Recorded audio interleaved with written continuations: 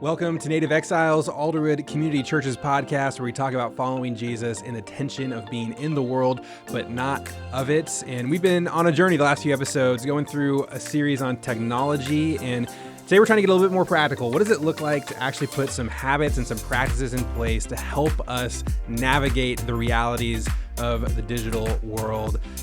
It's been convicting for me. I know after recording, I've got some homework to do. I got some things that I need to change. I hope you'll feel the same way when we get done. Let's go. Steve, I've really been loving this series in technology that we've been doing, and it's been convicting for me. You know, it's when you start speaking like you're going to teach people some things about, navigating technology in your spiritual life, it's pretty convicting when you realize that you still have a lot of work to do yourself. And that's kind of been my spot these last few weeks where, man, no matter how much effort and time I put into thinking through this and trying to implement some practice in my life and all of that, it's a constant battle. It never ends. The pull, the allure of just kind of giving in to the tide of technology and your iPhone and Netflix and just the news feed and all of that, it's constant. It is for sure. I've probably almost become a little self-congratulatory at times, like, oh, I'm doing pretty well at this. I have some good habits in place. But yeah, same for me. I found myself going home and, reaching for my iPad or reaching for the remote and going, maybe I really don't need that. And maybe I do that a lot more than I'm willing to admit, even still. Yeah. So even though we're flawed, even though we have some ways to go ourselves, we are going to try to help some people today in our episode. We're going to talk about the practices, the habits, the spiritual disciplines that can give us some tools, give us a fighting chance to stay spiritually healthy in the world of technology and entertainment and information that we live in.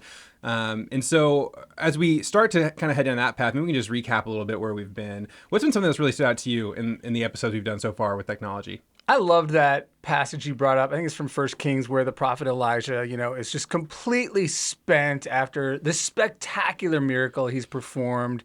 And he's running away for his very life. And he's hiding up in a mountain, just telling God, I'm done.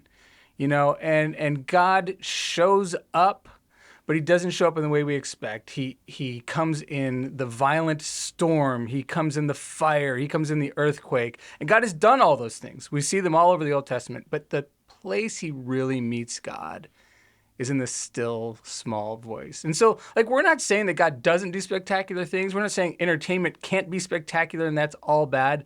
But the place where our hearts are really changed is where we meet God in that still, small, quiet moment where he speaks. And I think that's what's really stood out to me from our conversation. Yeah, that was convicting for me too. Just the question, can we hear him?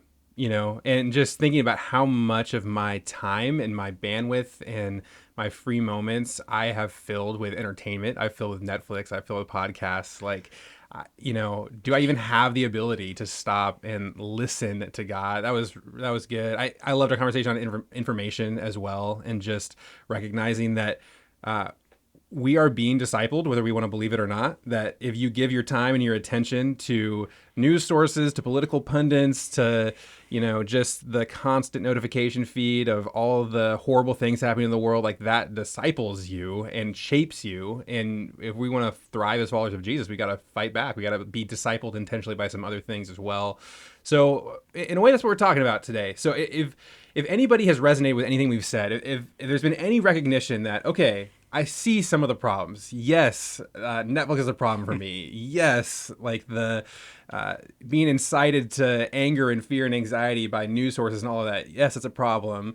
But what do I do about it? That's kind of the question today. And we've dipped our toes here and there into a few suggestions, but yeah, we want to get more practical today. Yeah, and so I think, at the highest level, the answer we want to offer is that spiritual practices are the category in which you want to start thinking. What are the habits? What are the day in, day out, week after week practices that you can put in your life that will begin to shape you and shape your heart and shape your soul and shape your mind, so that you aren't just being purely influenced by the circumstances around us, by the broader cultural realities of technology and entertainment and information and all of that, but where, despite those things, you can chart a different course with your life. And I think one of the ways to think about why practices matter so much is that you can't really expect your life to change unless you change the way you're living. So another way of putting that is that the results you're getting in your life right now, they are the product of how you've structured your life. Your life is perfectly structured to generate the results that you're getting. So if you look at your heart, if you look at your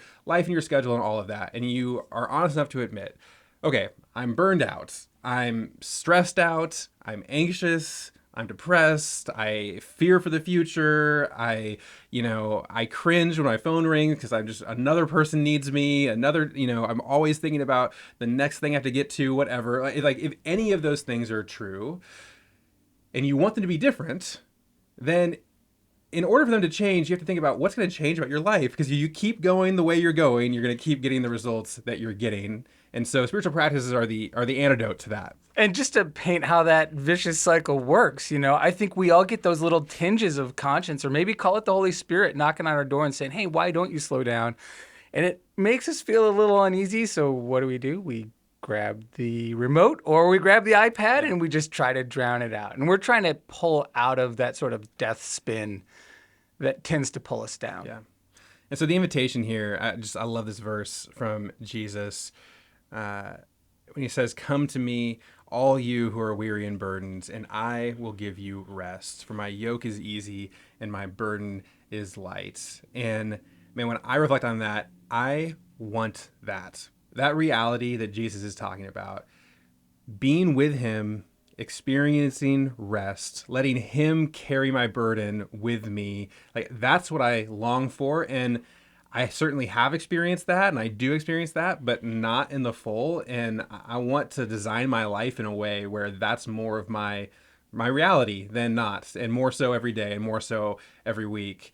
I do love this verse though, because so there's a really weird thing in it, which is that Jesus is talking about rest, and his image that he uses is a yoke. Right. Which is what you put on an ox or something, on a beast of burden to carry a load, to work. Right. And so, like, it's a paradox. Jesus is saying, come to me because you're weary and burdened, and I'm going to give you rest. But my rest, it doesn't look like an all-inclusive resort. It doesn't look like, retire from your job and don't do anything anymore. He acknowledges, like, no, there's still going to be a burden to carry. Life is always going to involve struggle. It's always going to involve challenge. It's always going to involve some measure of work. But Jesus is saying, I'm offering you a different yoke to carry it by. I'm offering you a different way to carry the burdens of life that is actually going to be full of rest, of enjoyment, of peace. And so I think our question today in some ways is, okay, what does that look like? What does that kind of yoke actually look like in the Christian life? I think it was Dallas Willard, I can't remember who it was exactly, but who pointed out, like, if you were to try to translate this verse, paraphrase it in more modern terms, like you said, there's this crazy paradox, the easy yoke. It would be like, I'm giving you a relaxed tractor. Yeah. I mean, it's this implement of nothing but work, but it's supposed to be somehow relaxing or soothing. And yeah, it really does point to something that makes us shudder still, I think, a little bit. It does for me, because I'm like, I want rest. I don't want work. And you're somehow saying I'm going to have to work to get rest. And yeah, I think as we enter these different practices and talk about what it looks like, it is going to take some work. It's going to take some sacrifice, but it's so worth it, because the promise is just the thing that only Jesus can give. Yeah. And part of the reason for me why this is so big is that I think often when we start talking about changing practices in our life, doing things differently, especially if that involves slowing down, if that involves creating some space for prayer, for Bible reading, for community, for slowness, all that kind of stuff, I think there's this instinct that a lot of us have, which is, that sounds great, but I'm too busy. That sounds great, but my job is too demanding. That sounds great, but I have young kids at home. That sounds great, but. And I think what helps me in this metaphor that Jesus gives us is he's talking about how to carry your burden. And what that means is that the heavier your burden is, the more busy you are with kids at home, the more demanding your job is, the more full your calendar is, the more you need what Jesus is offering. Jesus is offering you a way to carry the burden, not to say, stop doing things or stop having responsibilities. Like that's not the answer. It's learn how to walk with it. And for me, this has been one of the most profound things that the Spirit has been teaching me in the last maybe 5 years of my life. And looking back on it, I'm just so grateful for what God's taught me. And the reason is because about 2 years ago, I became a lead pastor, and the demand on my emotion, my time, my ability, all that stuff has just skyrocketed the last 2 years. It's just, this job is more demanding on everything in my life. And you're than raising two young kids. I got two young kids at home. Kate works, and yeah. And God really gave me a gift 5, 6, even 7 years ago, which was He really allowed me to experience being way too stressed out, anxious, and even burned out while my job wasn't that important and not that demanding, if I'm honest. Like when I was young and just, and He really let me come face to face with it and taught me some things. And I think had He not done that, I don't think I'd be making it today. And so, like, just to kind of share a little bit about how that's been in my life. It was, 5 or 6 years ago that I just started to realize that something was off spiritually. Something was off in my soul. And I didn't know exactly what it was, but I started to realize that it was technology that was related to it in some way. Like, so some of the warning signs for me, I realized that I had just this skin crawling aversion to silence. To not having anything going on. So like if I was in the doctor's office and I was waiting for 10 minutes to be taken back into the back room or whatever, like had to be on my phone doing something. I didn't need nothing important, like scrolling through some random news feed or whatever.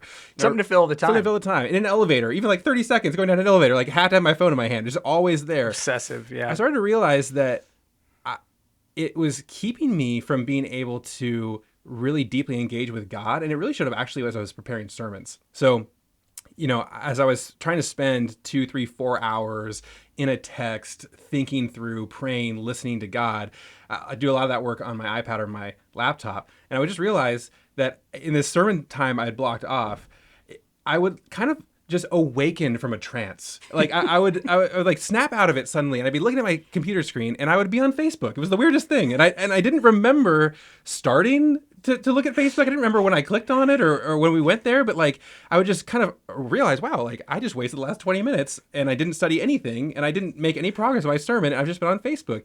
And I started to catch myself that there was this subconscious reality going on that anytime I got stuck, anytime I didn't have the answer right at my fingertips, or there was a way to finish a sentence and I couldn't figure it out, or there was a tough paragraph of like, just subconsciously the mouse would start going to the top part of the internet browser and click on Facebook, and I would just mindlessly start scrolling things. And so I was realizing, like, this is just not a way to live. This isn't, it's just not going well, You were really candid with me during that time, and I appreciate it. I mean, so many aspects of our friendship we've shared with each other, but, I remember you telling me that at that time, you just find your heart was racing. Yeah. At certain times. And, I think what that points to for a lot of us, and God's done some similar work in me, and there's a really simple word He's put His finger on for me. It's a familiar word, but it's one we don't like to acknowledge too much. It's anxiety. There's just this sort of slow burn, constant anxiety in a lot of our lives, and we'll do anything we can, even subconsciously moving that mouse to Facebook, to get our brains not having to think about the fact that we're anxious. We just don't want to face it. Yeah. And anxiety is a big word. I mean, if I'm honest, the wasting time on Facebook, the need to have a phone in my hand in a moment of silence, those things actually weren't enough to really spur me to make some changes. What it finally took to actually get me serious about really making some changes in my life was anxiety. It was a season of ministry where I had been running at a fast pace, or what I thought was a fast pace, for a long time. Some crises going on in students' lives. I was a youth pastor at the time, and some big concerns with certain families, some leaders who really needed me and wanted my input. And I started to realize that I had anxiety, like a ping of anxiety, every time I heard the ding of a text message on my cell phone. So I'm at home Wednesday night with my wife, doing nothing. My phone's not even in my pocket. It's on the counter, and I hear the ding of the text message go off. And That's all you can hear. And I'm just flooded with anxiety. Yeah. Who needs me? What now? I don't want to get involved in this anymore. I have nothing left to give, like all of that. And, what's so silly is it was probably like a nothing text. It was like some spam message, or it was my mom just saying, are you still coming over for dinner tomorrow? But just the thought of what it could be was something that was really driving me crazy. And I pride myself on being a pretty even-keeled person emotionally. I think most people who know you would describe you that way. And I'm not saying I should pride myself on that, but that's just a truth of, how I view myself, is that it's a positive thing that I don't have high highs, I don't have low lows, steady, stay the course emotionally. That's how I've always been my whole life. And for the first time, anxiety was really breaking through.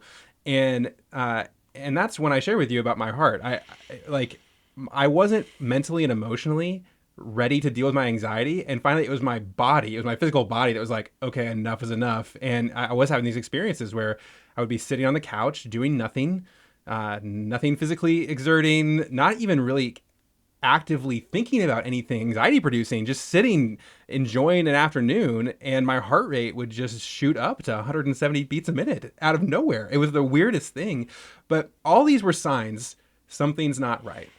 And I wonder if anyone listening has any of those signs. Maybe not to the degree that I've talked about. Maybe that's different completely from what I've experienced. But I just would invite people to reflect.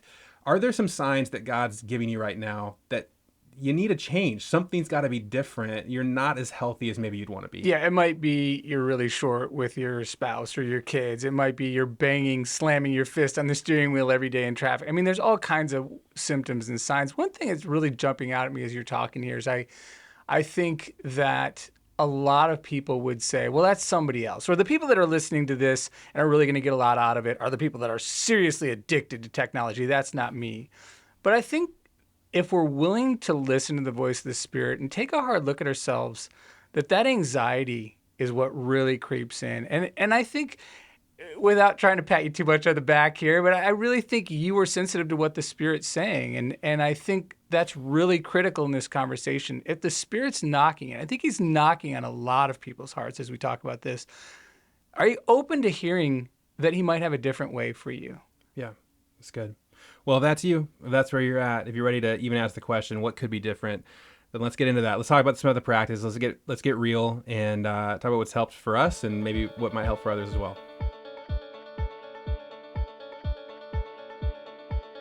Well, I think for a lot of people, the things that come to mind right now are fairly predictable and obvious. If you've been around the church for any amount of time, you know a lot of the spiritual disciplines that we spend a lot of time talking about: Bible study, quiet time, prayer. These are the things that we all know we need.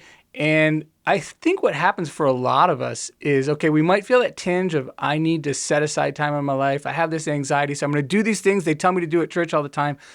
But we actually bring the anxiety into those practices. Just doing more can actually make us more anxious. Do you think there's something we're missing in our spiritual practices? Yeah, well, I think part of the reason why that produces anxiety is because I hardly know anyone who's a follower of Jesus, who has been following him for any length of time, who would say, you know what, I pray and read my Bible as much as I want to. Like, I don't have any guilt about not doing it. Like, every morning, I never miss it. I'm always locked in. It's just going fantastic. Like, I don't know people who say that. Now, You're maybe so right. all those people are just so humble because they're so good at it that they wouldn't say it to me, so we just don't know. But I have my finger on the pulse a little bit of, the Christian experience as it's going and the people that we know, and we struggle, and it's hard.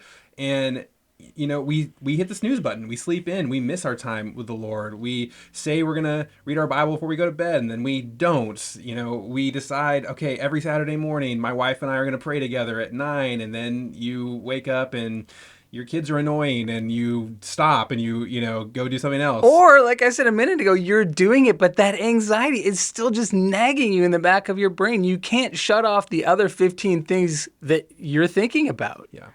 And then the other thing that's such a vicious cycle when you think about just trying to do more is this problem we're talking about, technology, entertainment, information. It actually turns us into people who are worse at doing those things than we would be otherwise. Our attention span shortens. Our tolerance for silence and solitude goes away. And so we feel like we need to be doing spiritual practices more because of the anxiety we're getting from the life we're living, but the anxiety we're getting from the life we're living actually keeps us from being able to do the spiritual practices. So it's a cycle you really just can't get out It's a of. vicious cycle. And so, as much as we're big fans of prayer and reading the scriptures and showing up to church and doing all these practices, I actually want to invite people into a different way of thinking about spiritual practices. Maybe it'll be new for some folks, but there's actually kind of two halves of the spiritual disciplines. And what we often think about is the first half, called the spiritual disciplines of engagement. This is a model from Dallas Willard. And this is what we're talking about. Engagement in things like prayer and reading your Bible. These are active practices, things you choose to implement and do, and they're important. But there's this whole other half that we often don't think about as at all, called the spiritual practices of abstinence. So these aren't things that you're choosing to engage with. They're actually the opposite. They're things you're choosing to abstain from, things you're choosing to say no to, things you're choosing not to do. And I want to invite people into the idea that actually it's the practices of abstinence that are the gateway into health and being able to do the practices of engagement like prayer and reading your Bible and all that kind of stuff.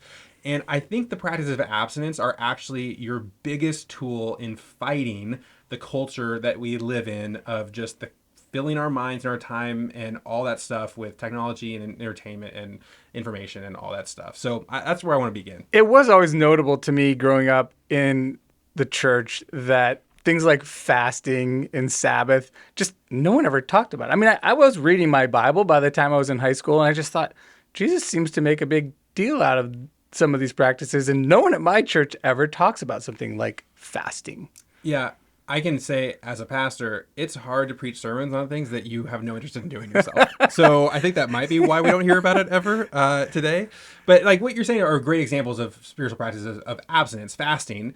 It's not about choosing to do something. It's about choosing not to do something. Choosing not to eat for a period of time is what fasting is all about. Or what about just the statement, and we touched on this, I think, in an earlier episode, but how commonly we read that Jesus sought out lonely places. Yeah. That is actually a statement of abstinence. He's abstaining from the company of other human beings to create a hunger for something or someone else. Yeah. So let's start there. I think at a baseline, one of the most important spiritual practices that does not exist in almost all of our lives, and it's what we need to be able to thrive in the digital world, is what historically has been called the practice of silence and solitude. But we kind of cringe when we hear that. So I've tried to rebrand it a couple of different ways. I've called it the spiritual discipline of boredom. Okay, so it's the idea... That has a ring to it. That actually it could be a very beneficial thing for you to be bored, to have nothing going on, to not be stimulating your senses with something to watch, listen to, pay attention to, do all that, to here's just this crazy thought. What if you came home from work today and you made yourself a cup of tea and you just sat on the couch for 30 minutes and that's it? I think we call that a timeout. Isn't that what you do like with your kids when they're in trouble? It's exactly right. What if you put yourself in timeout for 30 minutes when you got home and just watched what happened? But I mean, really, I'm laughing right now because we did that for years with our kids, but it really almost sounds like a form of punishment. Why you're painting a picture here that I'm not sure everybody's ready to jump into. Oh, it sounds insane. I think most people just think this is the most ridiculous thing they've ever heard in my entire life. But the reason why it's so important is because think about what that's saying about you, that sitting alone for 30 minutes feels ridiculous.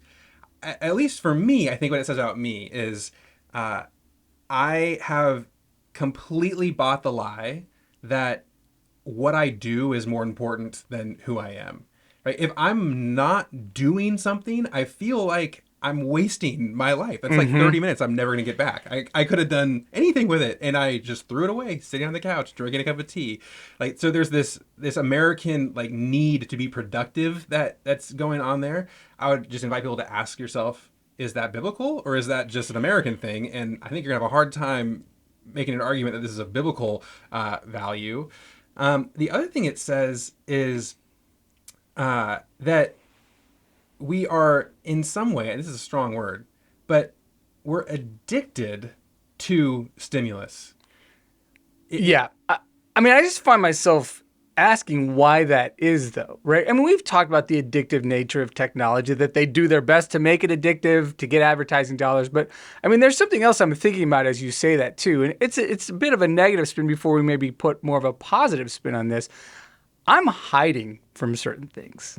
I'm running from certain things. I don't really want the quiet because it's going to mean I have to face those things that are making me anxious. And sometimes they're outside of me, but more often than not, they're actually inside of me.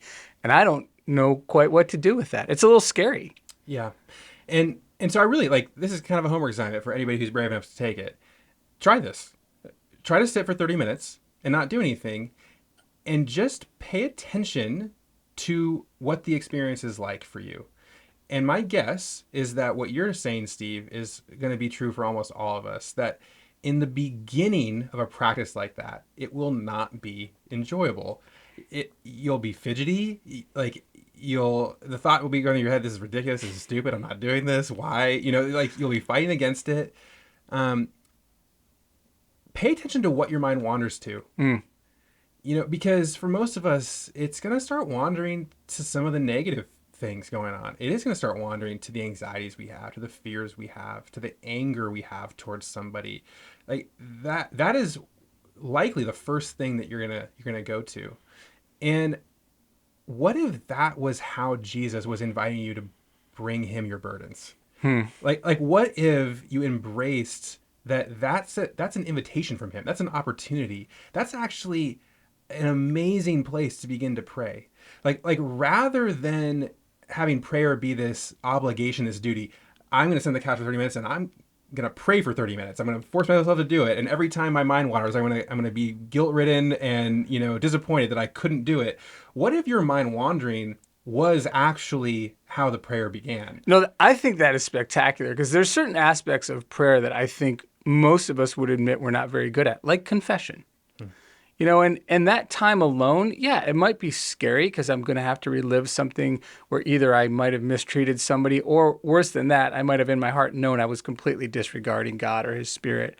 But that opens a door to meaningfully pray in a way that Jesus instructed us to pray through confession.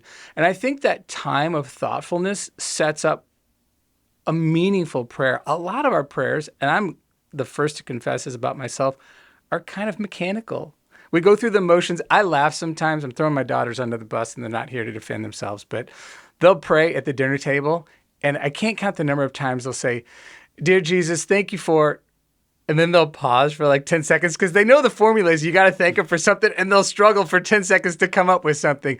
Like, I probably am not necessarily better at being thankful, but if I sat for a half an hour, I'd probably be better at being thankful. Like, it's really important to have that thoughtful time because it's the seed bed. Yeah. And this is where, so often we talk about spiritual disciplines, we put them in the world of what we should do. I really should do this, but I don't want to. I really should pray more, but I don't want to. I really, you know what? Okay, why? You convinced me. I should sit for 30 minutes and try to do nothing, but I'm not going to because I don't want to. And there's all this guilt. But what I want to convince people of, and who knows if I'll be successful or not, is this practice, this ancient discipline of silence and solitude, or the spiritual discipline of boredom, whatever you want to call it. If you start to really implement it into your life, it will not be something that you cringe when you enter into. It will not be something you don't want to do. You will begin to love it. Jesus will meet you in that space in a powerful way that you won't be able to live without. I had to have this forced on me. It happened when I took my first sabbatical.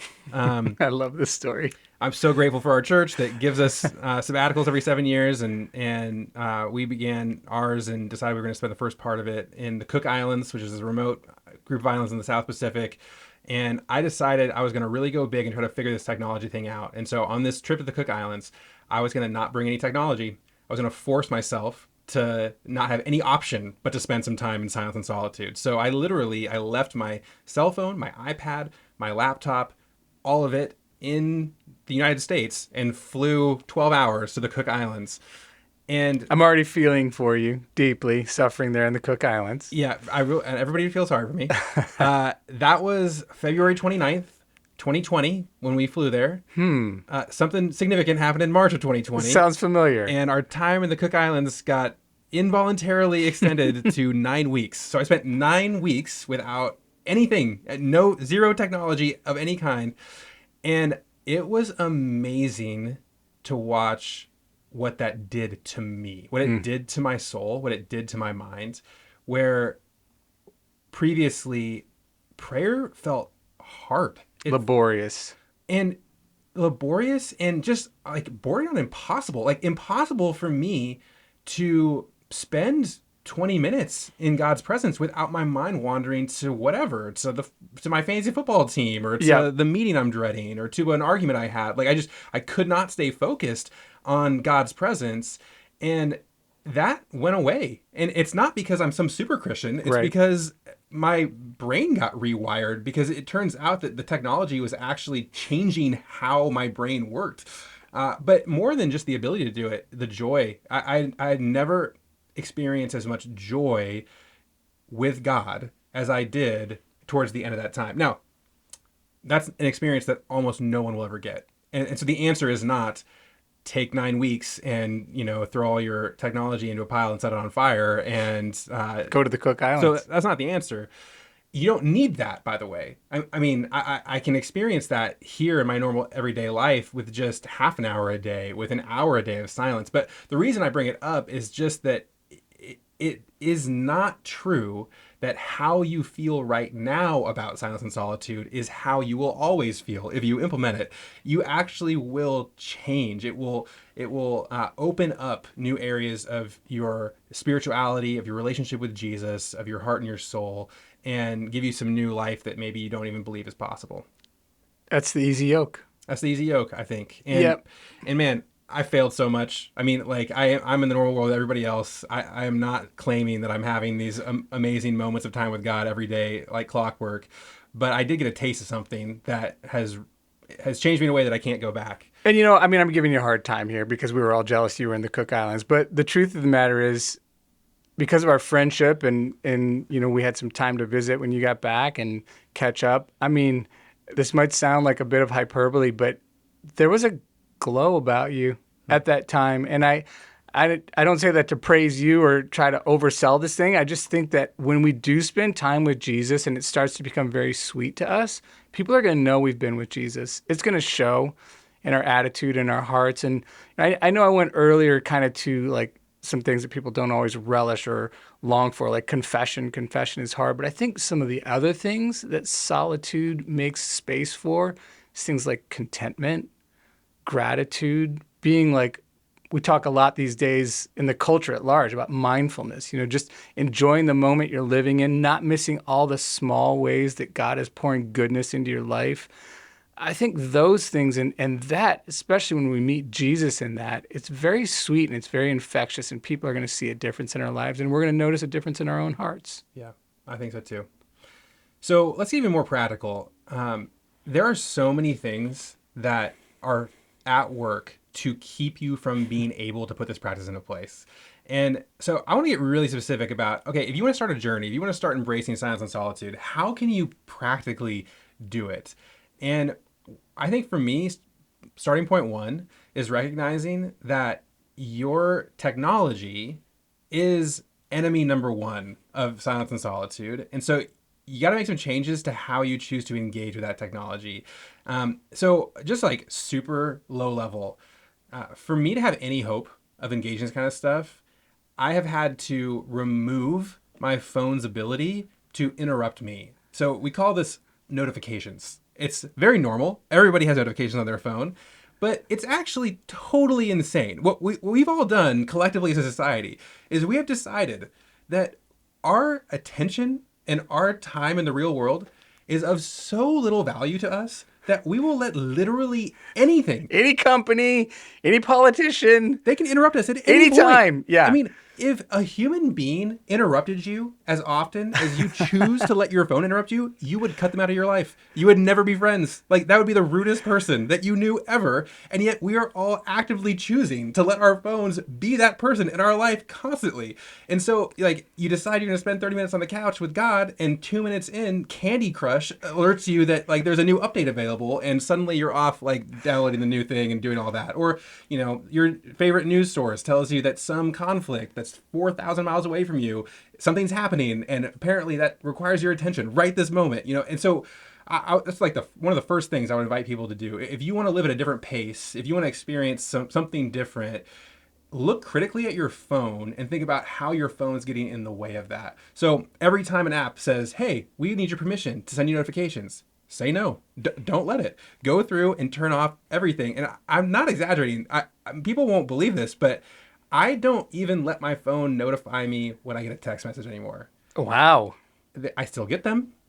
I still read them. I still respond to people. I'm actually decent at responding to text messages, but I only read them and I only respond to them when I choose to go look and respond to them. I do not let my phone decide when I'm going to pay attention to text messages. Now, that has made me somewhat of a social pariah because, again, as a society, we've all decided that somehow it's acceptable to expect that other people will respond to you immediately whenever you want them for whatever reason. And so when people try to text me and I don't get back to them for, I mean, heaven forbid, for 4 hours, shame on you. You know, I'm violating the social construct that we've all built here. But that's been huge for me. There's another really silly one that made a surprising difference in my life, which is taking my phone and putting it on grayscale. So it's a weird, like, accessibility setting that I think Apple invented and Android copied. So it helps people who are colorblind see things easier when your phone's just in black and white. And I turned that on because there's this amazing way that somehow color digital images, they are addictive. They're alluring. They release chemicals in your brain that makes you want to stay looking at it. That's fascinating. And there's this amazing curtain that gets pulled back when you put your phone on black and white. It's not nearly as enticing. It's not attractive anymore. I don't want to try that. Try. It's amazing, you know? Like, it does not ESPN in black and white? I don't know. I'll have to try that. Yeah, I will admit that I've had to go back and forth somewhat because like Google Maps, you can't tell what the blue line is and what, like, the gray streets are, so you're just constantly missing your turn and all that kind of stuff. So does that mean my old Android messages used to show up? It didn't matter. Like, you guys always mocked me because they were green. Did you know? I knew in my heart that it was still green. Yeah, even though were mocking me relentlessly. Yeah, it's like, I mean, that's been a big thing. And then so there's all these little ways that you can just help your day in, day out experience be less powerful with technology. But then I also, at the same time, would invite people, be intentional about creating some time where you're just going to step away from everything. We call this digital fasting. If normal fasting is going for a period of time without food, digital fasting is going for a period of time without technology. And again, that's another one where some people might just revolt in terror at the idea of not being connected for a certain period of time. But it will change your life. It will give you perspective that you didn't have, that, you know what, human existence was actually still a thing before technology existed. You are a real person that can exist on your own. And God might even show up in some powerful ways when you don't have a phone in your pocket. Maybe for somebody listening, they've never done this. Just tonight, like a couple hours before bed, put your phone on the charger, turn on Do Not Disturb, put your iPhone or your iPad in a drawer, whatever. Like, just try to spend the last 2 hours before you go to bed without any technology, and just see what happens. Play a game with your kids. Talk to your spouse. Yeah. Read a book. Stare out the window. I don't know. Walk around your neighborhood aimlessly. Do something, and just see what happens as you start to have the power and the pull of that technology distanced. For me, this looks like a day every week. So our family practices Sabbath, and part of Sabbath for us is a Sabbath from technology. So 6 p.m. Thursday to 6 p.m. on Friday, which is my day off. my iPhone's on Do Not Disturb. There's a automatic text message that goes out if anybody texts me saying, "Hey, I'm not around my phone anymore, and I'll get back to you sometime. Sorry about that." And that, when we started it, felt painful. It felt like a sacrifice. Yeah. It's like, look at me toiling for the Lord, not having my phone for a day.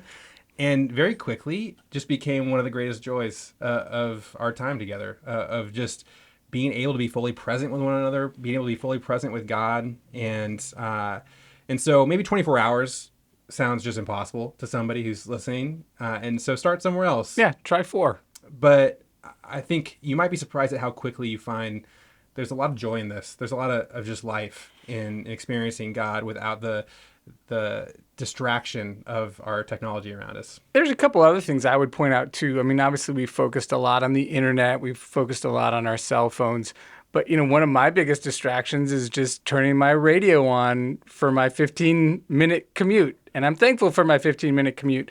And I'm thankful for sports talk radio. It's enjoyable, but oftentimes it's just a distraction to deaden things I don't want to think about or to not spend time focusing on the Lord. I mean, you might not even have cable TV or a Fire Stick or Apple TV or whatever it is. You might just have, an antenna up on the roof. You're still as susceptible to this digital overload or this, media overload that anyone else is. So, just because we focus on the internet and cell phones, the point is, we have to avoid this constant temptation to drown out the voice of God, to ignore the anxiety that might move us back toward God. We have to create space no matter what the distraction might be. Might even be the New York Times paper copy sitting on your, table at home, Wyatt. It could even be that. Yeah, that's good. That's good. I want to circle back to where we started, which is kind of this desire many of us have to pray more, to read our Bibles more, all of that.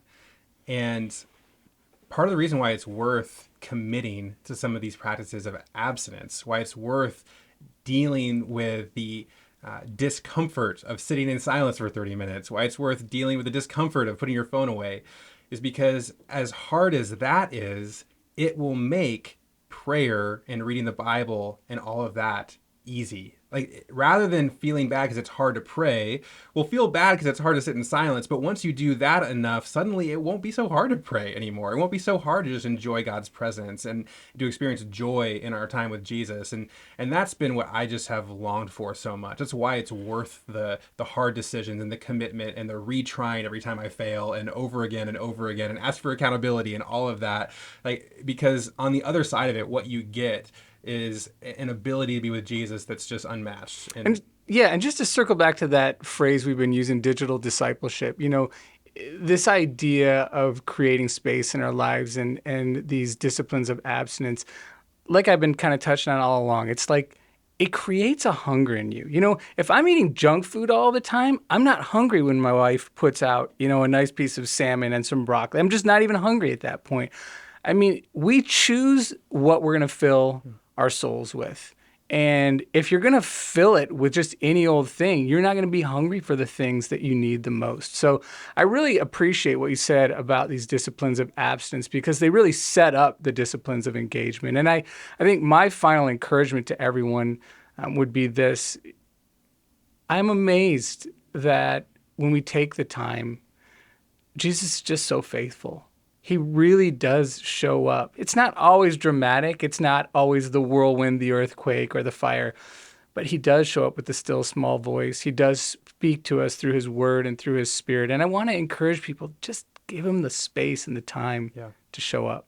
You can trust him. He's not hiding from you. He loves you. He wants you to know him. And so he's not going to play hard to get. And you start creating space for him to show up, and he's going to step into that. So thanks for that encouragement, Steve.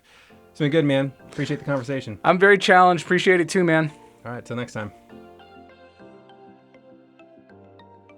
It's been a lot to chew on and think about, these different topics we've covered under this heading of technology. Our next episode we're really excited about. We're bridging into a new series on parenting, and we thought a great way to go that direction would be to talk about parenting your kids through technology. So I'm a parent. Wyatt's a parent. I think a lot of you out there are in that role. Really look forward to challenging, encouraging you, giving you some helpful thoughts on how to navigate that together on our next episode of Native Exiles.